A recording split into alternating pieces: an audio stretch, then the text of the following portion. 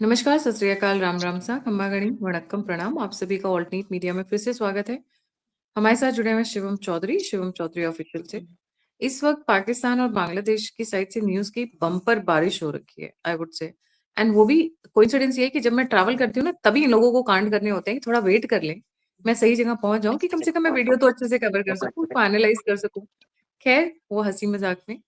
But a lot of developments are coming from the Bangladesh side and is very very important. Shivam, Bangladesh वाली news अभी तक ज़्यादा निकल कर आई नहीं है। क्या है ये मैटर और क्यों ये बहुत इम्पोर्टेंट है? जी। जी, गायत्री जी नमस्कार, सभी दर्शकों को जय श्री राम। देखिए जब गायत्री जी ट्रैवल कर रही होती हैं या एक पत्रकार है सिद्धांत सिब्बल वो रात को सो जाते हैं, तो कुछ ना कुछ तय होता है कि कार्यक्रम होने वाला है पाकिस्तान के साथ भारत का। तो अब गायत्री जी ट्रैवल पे हम तो सोच रहे हैं और थोड़े दिन ट्रैवल पे रहे तो कुछ कार्यक्रम हो जाए। खैर बात पाकिस्तान की भी होगी, बात बांग्लादेश की भी होगी और भारत ने जो नोटेम जारी किए हैं उनकी भी होगी। पहले बात बांग्लादेश की कर लेते हैं। दरअसल बांग्लादेश से एक खबर निकल कर आ रही है। अभी लगभग 1 डेढ़ हफ्ते पहले बांग्लादेश के जो एनएसए थे खलीलुर रहमान भारत आए थे। पहली बात तो वो बांग्लादेशी सिटीजन नहीं है, डुअल सिटीजन भी नहीं है, अमेरिकन पासपोर्ट होल्डर है। वो भारत आते हैं और 20 तारीख को उन्हें कोलंबो सिक्योरिटी कॉन्क्लेव के अंदर जाना होता है। लेकिन उससे 2 दिन पहले वो भारत आते हैं 18 तारीख को और 19 तारीख में उनकी मुलाकात होती है अजीत डोभाल से। तो हर स्पेकुलेशन लगा रहा था कि भैया क्यों मुलाकात हुई है, ऐसा क्या है कि खलीलुर रहमान एक्स्ट्रा एफर्ट करके 2 दिन पहले भारत आ रहे हैं। तो क्या शेख हसीना के एक्सट्रेडिशन की बात हो रही है? क्या जो चुनाव होने वाले हैं उसमें भारत से कोई सहयोग चाहते हैं? क्या वो कह रहे हैं कि भैया यूनिस को छोड़ दो, थोड़ा एक्सटेंशन दे दो उसे? क्या चर्चाएं, सब अलग अलग तरह की चर्चाएं। हाँ देखिए ये तो कंफर्म है, एमईए ने भी कंफर्म कर दिया है कि शेख हसीना का जो एक्सट्रेडिशन होना था उसकी ऑफिशियल रिक्वेस्ट बांग्लादेश से आई थी और भारत ने साफ कह दिया भैया जो भी लीगल टर्म्स होंगे हम उसके ऊपर विचार कर रहे हैं। यानी कि आसान भाषा में कह दिया है भाड़ में जाओ, हमें कोई फर्क नहीं पड़ता, शेख हसीना कहीं नहीं आने वाली है। लेकिन उतनी ही एक और खबर आ रही है। खबर यह है कि जब खलीलुर रहमान भारत आते हैं तो अजीत डोभाल की तरफ से उन्हें एक स्पष्ट संदेश दिया जाता है कि भैया ऐसा है कि हमें जो जानकारी मिली है, हमारी जो इंटेलिजेंस है उसके हिसाब से तुम्हारे देश के अंदर लगभग 12 टेरर कैंप्स चल रही हैं। या तो आप ऐसा करिए, लगभग 3 जिलों के अंदर है, 2 से 3 जिलों के अंदर है, रंगपुर डिवीजन के अंदर है, चिटगांव हिल ट्रैक्स के अंदर है, यहाँ पर ऐसे 12 कैंप चल रहे हैं। या तो ऐसा है कि तुम आराम से अपने आप इन 12 कैंप को हटा दो, वरना भैया जो अननोन ड्रोन घूमते रहते हैं ना, मतलब ऐसा उन्होंने कहा नहीं लेकिन मैं उसका आपको ट्रांसलेशन दे रहा हूँ, जो अननोन ड्रोन घूमते रहते हैं ना, म्यांमार में घुस जाते हैं, कभी कहीं घुस जाते हैं, कभी अलग अलग जगह पे उनके जो कार्यक्रम चलते रहते हैं, हो सकता है कि उनकी दिशा बांग्लादेश की तरफ भी हो जाए। या भारत जिस तरीके से प्रीएम्प्टिव स्ट्राइक पहले कर चुका है म्यांमार में, हो सकता है भारत वो भी कर सकता है। और उसके बाद ये मत कह देना फिर कि भैया देखिए एक बड़े देश ने छोटे देश की जो संप्रभुता है उसको वायलेट किया है, उसकी इंटीग्रिटी को वायलेट किया है और जाके हमला कर दिया है, फिर कभी अमेरिका के पास रो और ये सब कार्यक्रम करो। तो उसके बाद खलीलुर रहमान एक तरीके से घबरा गया, वो पहुंचता है। उसके बाद खबर ये है कि उसमें से जो एक कैंप है वो ऑलरेडी उन्होंने डिसमेंटल कर दिया है, कोमिला नाम की जगह है, वहां पर उन्होंने ऑलरेडी वो हटा दिया, लेकिन 11 अभी भी रहते हैं। और उसके बाद खलीलुर रहमान इतना घबरा जाता है कि वो बांग्लादेश में नहीं रुकता, एक आध दिन रुकता है, उसके बाद वो सीधा पहुंच जाता है कतर। कतर ही वो जगह है, आप ये समझिए, जहां से अमेरिका या वेस्ट इस पूरे साउथ एशिया का जो रीजन है उसको अब फिलहाल आज के समय में कोऑर्डिनेशन कर रहा है। अगर अफगानिस्तान पाकिस्तान की कहीं आपको मीडिएशन होती दिखाई देती है तो वो कतर है। अगर आपको दिखता है कि इसराइल हमास वाला कोई मामला है तो कतर है। वहीं से जो ये बांग्लादेश है इसको कोऑर्डिनेट किया जा रहा है, पूरे साउथ एशिया में जो भी ऑपरेशन हो रहे हैं एक तरीके से वो कतर के माध्यम से हो रहे हैं। उसी बेस का इस्तेमाल कर कर अमेरिका कर रहा है और ये भाई साहब सीधा कतर पहुंच जाते हैं। और कतर जाने के बाद ये वहां के अपने काउंटर पार्ट एनएसए से मिल रहे हैं, डिफेंस मिनिस्टर से मिल रहे हैं, मंत्री से मिल रहे हैं, बिजनेसमैन से मिल रहे हैं, परिवार से मिल रहे हैं, कोई जानकारी नहीं है। और वहां जाकर ऐसा क्या है, कारण क्या है कि इनकी जो पिछली 3 कतर यात्राएं थी उससे जोड़कर इसको देखा जा रहा है। क्योंकि जब वो जो कतर गए उसके बाद कुछ ना कुछ हुआ। पहली बार ये गए 26 मई के आसपास और ये वहां जाते हैं और मिलिट्री जो यूएस मिलिट्री है उसके सर्विसेज के पर्सनल्स हैं उनसे मुलाकात करते हैं। और वहां पर यूएस मिलिट्री का चार्ज डे अफेयर था उस समय, वो भी मौजूद था। उसके बाद ये जाते हैं 26 जुलाई को और वहां से फिर साथ हैं अमेरिका। उसके बाद ये जाते हैं 28 अगस्त को और वहां से जब ये वापस आते हैं तो सीधा जाते हैं चाइना। देखिए आज के समय में क्या है कि आप फोन पर, सैटेलाइट फोन पर, अलग अलग जो कम्युनिकेशन डिवाइसेज है उस पर भरोसा नहीं कर सकते। तो आप निश्चित तौर पर उस टूल किट को लेने वहां जाते हैं। भारत में भी हैं कुछ लोग, वो फोन पे नहीं लेते टूल किट, जाते हैं किट लेने। और ये टूल किट वाली बीमारी सिर्फ भारत में नहीं है, ये बांग्लादेश में भी है। तो बांग्लादेश का एनएसए भी वो टूल किट लेने वहां पहुंचा है कि भैया ऐसा है, भारत ने धमकी दे दी है, भारत ने यह मैसेज पहुंचा दिया है कि अगर ये सब कार्यक्रम नहीं हटता है तो ये बाद में चिल्लाना मत। क्योंकि ऑलरेडी बांग्लादेश के अंदर 11 एलईटी के हाई प्रोफाइल लोग पीओके से बांग्लादेश के अंदर लैंड हो रहे हैं। ये जानकारियां निकल के साफ सामने आ रही हैं। उसके अलावा 8 आईएसआई के ऑपरेटर्स ऐसे हैं जिन्होंने 3 लोकल हेलीकॉप्टर्स हायर कर चिकन नेक के ऊपर वो सर्वेलेंस कर रहे थे। और जिस तरीके वहां के जो ब्रिगेडियर्स हैं, आर्मी कमांडर्स हैं, पाकिस्तान प्राइम मिनिस्टर, जो पाकिस्तान का प्राइम मिनिस्टर उसका एडवाइजर है, वहां का एक्स एमपी है, जिस तरीके से यहाँ उनकी लगातार यात्राएं हो रही हैं, बांग्लादेश का जिस तरीके से नेवी चीफ पाकिस्तान जा रहा है, पाकिस्तान और अमेरिका की शिप्स आ रही हैं, तो जिस तरीके से मूवमेंट हो रहा है भारत उससे सहज नहीं है। और भारत ने मैसेज पहुंचा दिया है कि भैया ये जो टेरर कैंप्स है ना, इनको हटा लो। क्योंकि इन टेरर कैंप्स का जो असली मकसद है भैया, एक तो क्रॉस बॉर्डर इंफिल्ट्रेशन करना, कोई ऐसा टारगेट सेट कर लिया भारत में, क्रॉस बॉर्डर आके स्ट्राइक्स करने का प्रयास हो सकता है। और जो हाई प्रोफाइल टारगेट्स है उनके असैसिनेशन का प्लान हो सकता है। बांग्लादेश के अंदर चुनाव आने से पहले कम्युनल राइट कर जो वहां की हिंदू आबादी है उसके खिलाफ ये कार्यक्रम कर सकते हैं। तो भारत इन 3-4 पॉइंट्स ऐसे हैं जिनके ऊपर भारत ये मान कर चल रहा है कि इन टेरर कैंप्स का इस्तेमाल किया जा सकता है और भारत स्ट्राइक कर सकता है। ये साफ संदेश उन्हें पहुंचा दिया। इसलिए यूनिस हो, एनएसए हो, घबरा गया है, सीधा कतर गया है, पूछने गया है माई बाप, धमकी मिली है, अब क्या करना। जी गायत्री। टर्की वैसे भी नेटो का वन ऑफ द स्ट्रॉन्गेस्ट फुटहोल्ड्स है। वहां पर डेफिनेटली जाकर कुछ ना कुछ प्लानिंग करने की तैयारी चल रही होगी। वैसे भी आसिम मुनीर ने एक बात कही थी कि the next attack on India will be from the eastern side.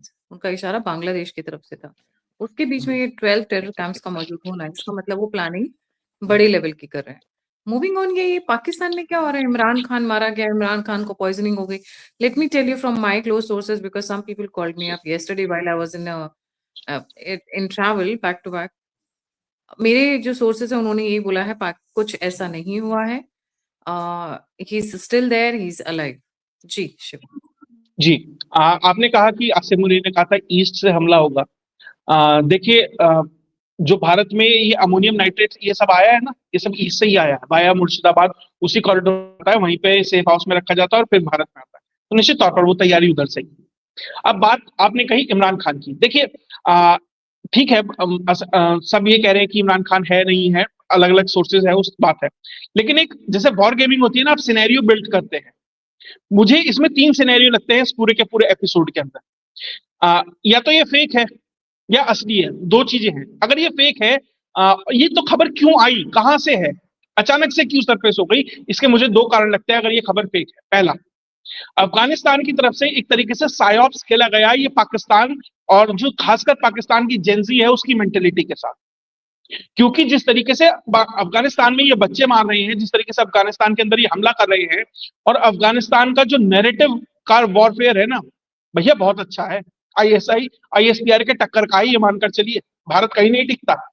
और उन्होंने वो ये साइब्स खेलने का प्रयास किया क्योंकि अफगानिस्तान इन्हीं पोर्टल से खबरें निकलनी शुरू हो गई थी। और उसके बाद जिस तरीके से अडियाला जेल के बाहर भीड़ लगने लगी और ये सब होने लगे, और पाकिस्तान में अब जो मिलिट्री और जनता है वो आमने सामने है, कहीं कहीं जंग है। क्योंकि भीड़ जिस तरीके से निकल कर आ रही है, बहुत जगह मैंने सुना शायद मोटार्स भी फायर हुए हैं, गोलियां भी चलाई गई हैं। तो वो अगर कार्यक्रम है, अगर ये एस्केलेट होता है यहाँ से, तो मुनीर के लिए संभालना मुश्किल हो जाएगा। क्योंकि आसिम मुनीर का एक्सटेंशन तो हो गया है, लेकिन उसका भी नोटिफिकेशन जारी नहीं हुआ है।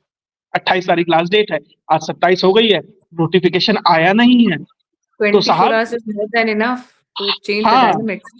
तो कहीं ऐसा हो कि पीछे से आईएसआई ने खेल कर दिया हो, कहीं ऐसा ना हो पीछे से जो दूसरे कोर कमांडर है जिन्हें लग रहा है भैया इसका एक्सटेंशन हो गया, उन्होंने ना खेल कर दिया हो।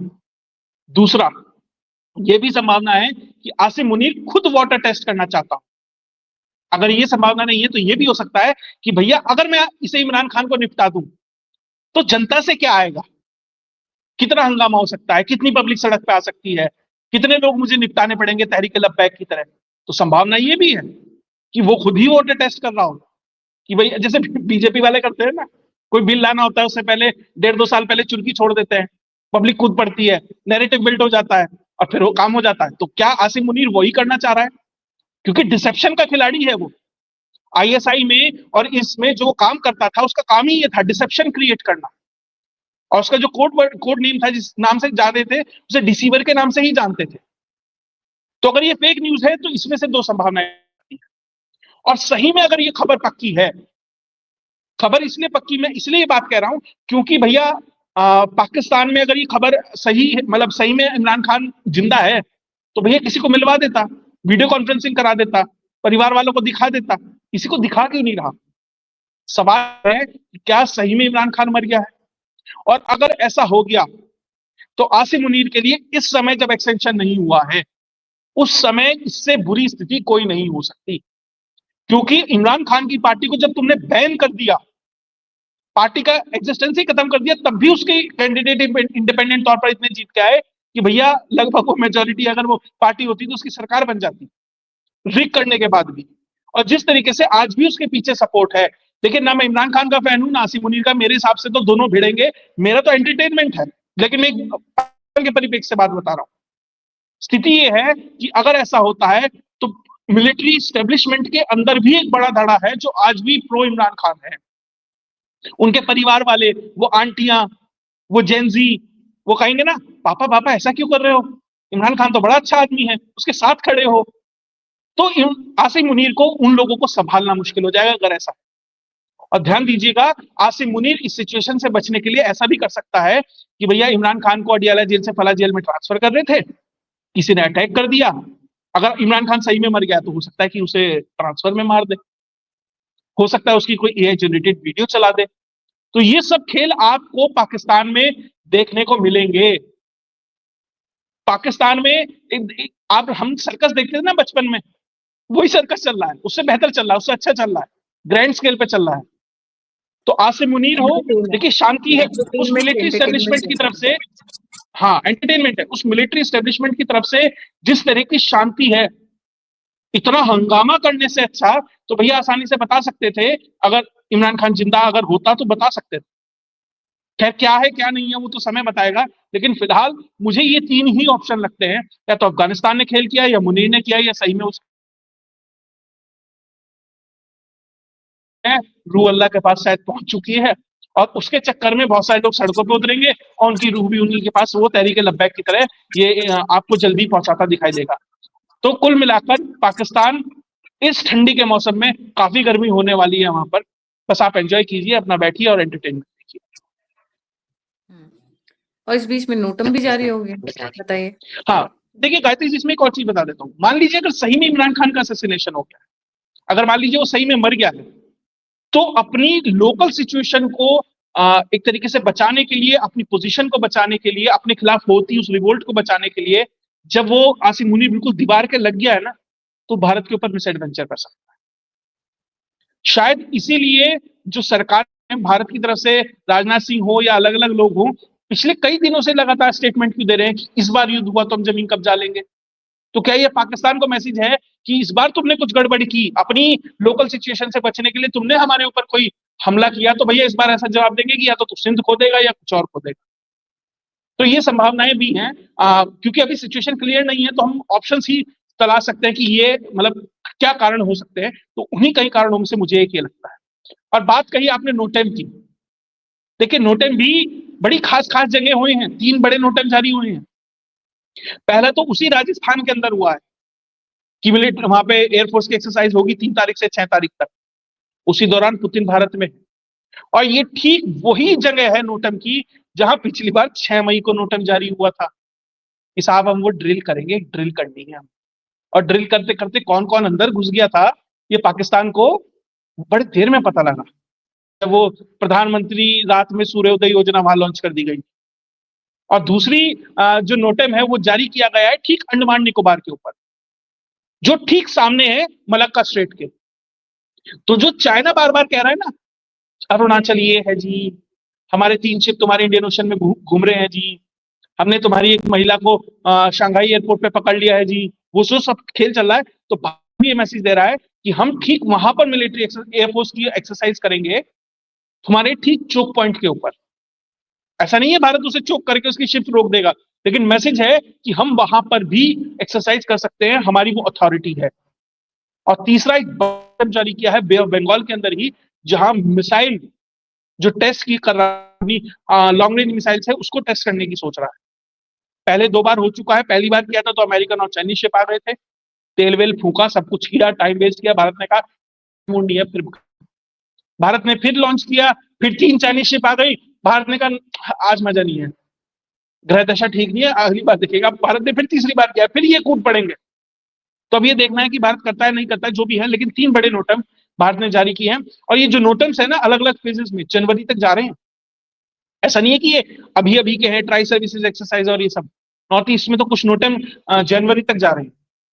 तो भारत जिस तरीके से बार बार ये मैसेजिंग दे रहा है, हम मल्टी फ्रंट पर, मल्टी थिएटर्स में अपने साइमल्टेनियसली अपनी जो रक्षा है वो कर सकते हैं, और उस वॉर को ना सिर्फ लड़ सकते हैं बल्कि एस्केलेट कर सकते हैं। ये मैसेज बांग्लादेश को भी है और पाकिस्तान को भी है, और उनको भी है जो इन दोनों का इस्तेमाल कर भारत के साथ खेल करना चाह रहे हैं, कि भैया वी आर ऑल रेडी।